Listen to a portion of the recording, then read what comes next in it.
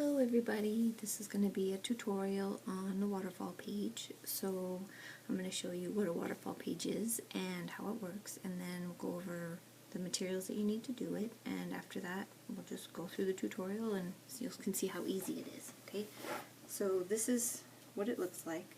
This is one of the larger ones that I've done, and I put this here so that it doesn't flop around when you turn the pages, but if you see here, you just pull and they pop out, and then you go back.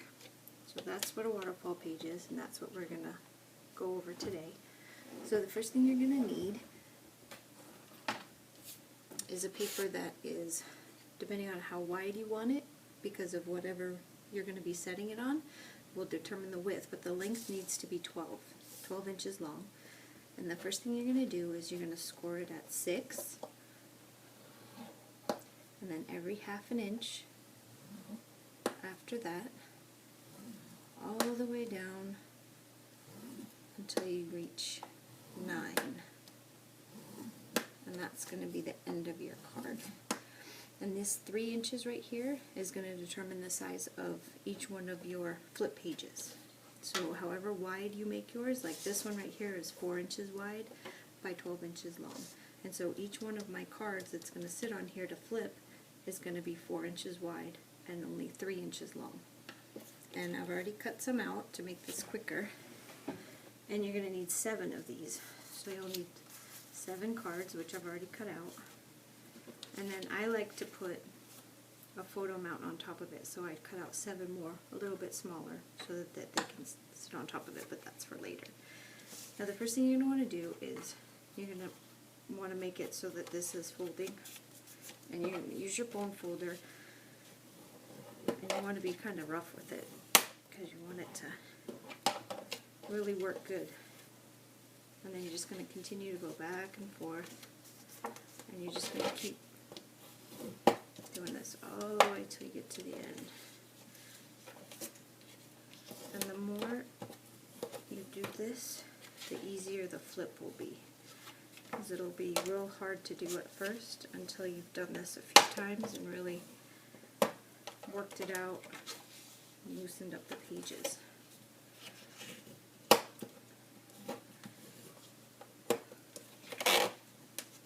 You're going to want to use some pretty thick, good cardstock for your base.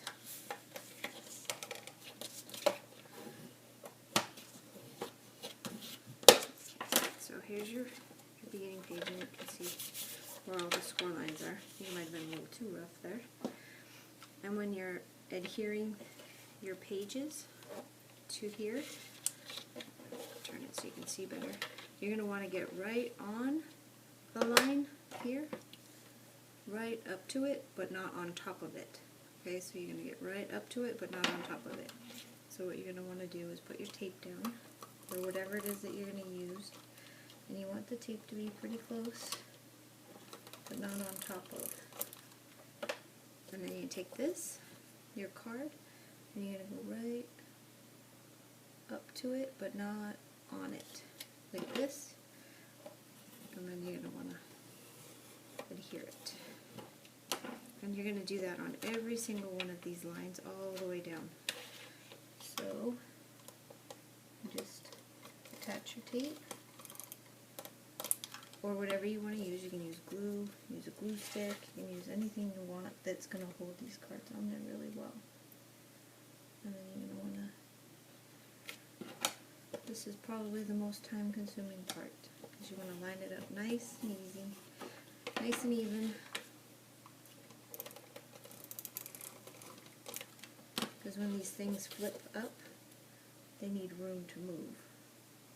They'll get caught up and it won't work.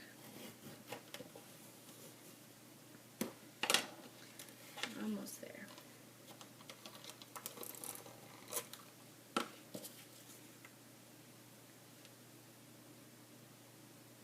And this one here is just I tried to use colors so you could see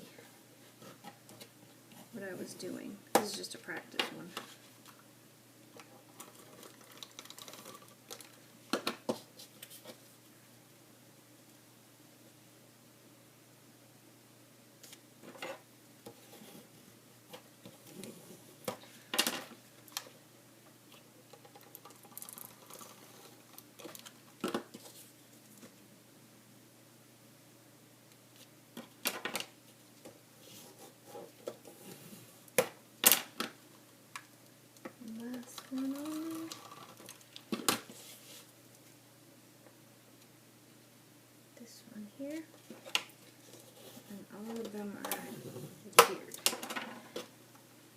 this part is going to go under, so it's going to look like this, okay?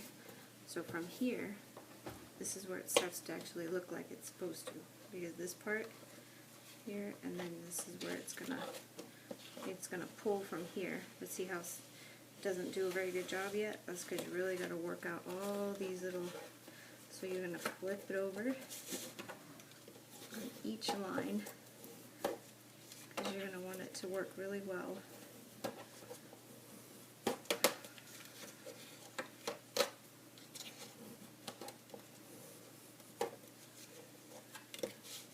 This is why you use good cardstock.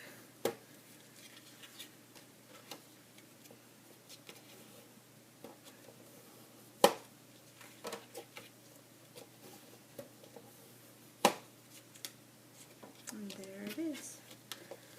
Now when you want to put it on whatever page you're going to set it on, like this will be my, say this is my page, you're going to want to cut out a couple of strips that are, you know, I like to do them the same color as my paper, so that way it's not like contrasting with it. But on your very last paper, right here on the bottom, you're going to want to attach it to the paper.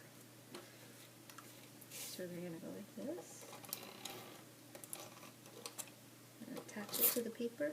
Oops, I think I'm out of tape. And I made little score lines on the sides, so I know where my edges are. And this one, now don't go too close to the top, or else you'll have a hard time pulling.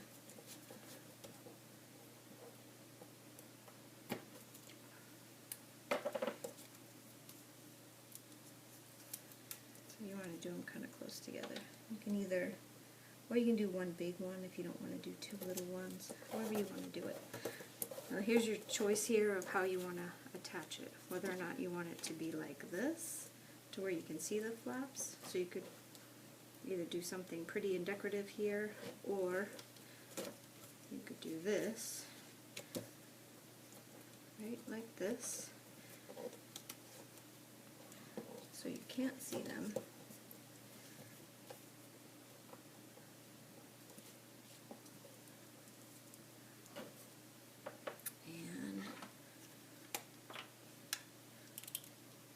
You can put them down on the paper like this.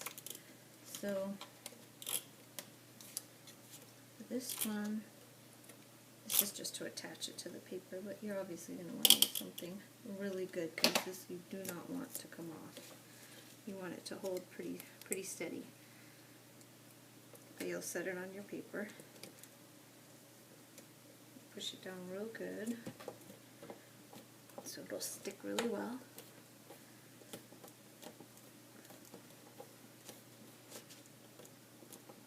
And then if you notice on the one that I did here, you're going to want to have some kind of a pull, whether it's a tag or you make it like this out of a half a circle, or whatever it is that you need something to pull with so that you can get a hold of it.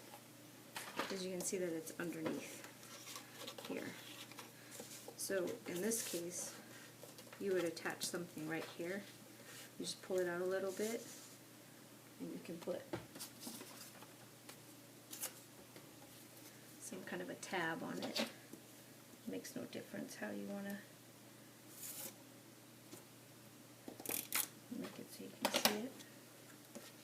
Since this is the one you're going to be pulling. There you go. See? So when you have it, here's when you got to work out the kinks. You're going to want to just keep going back and forth with it until you get it all to where it'll pull nice and easy. Just keep working it out to get to the last page.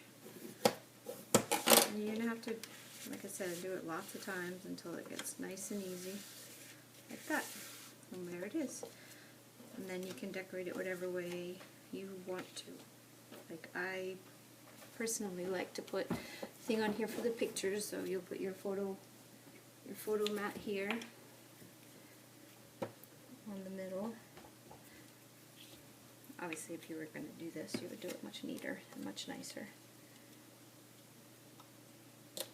But here would be your photo mat. And then just so decorate it whatever way you want, whatever embellishments you want. Just remember that not to put too many things down here that are going to be above. Like if you're going to put something down here, you want it to be flat stamp or whatever, because you're going to pull right over that. So when you're doing your pages, you have to keep in mind that the bottom of the page needs to be clear, or you'll get hung up on it. So just make it look like this. Well, you can see on the one I did here, you'll see that you're going to have this. This is going to happen at the top. On a smaller one like this, it won't make a difference on your page, but when you're making larger ones, like this is a 3x5 card here, you want something to hold it down. So that way when you turn the page, it doesn't flop over, especially when you start putting heavy things on it. So I like to put like a little tab up here just to kind of hold it, so that way when it's moving around it doesn't go anywhere. And then when you want to pull, you just flip it off and pull your tab. And then I decorate down here too. I usually put my photos here, and down here I'll have something for you to write, so that way you can tell the story of all the photos that are here. And that's pretty much it. That's how easy this is, and hopefully I did a good job explaining it to you. But if you have any questions, just leave me a message and I'll answer them and go over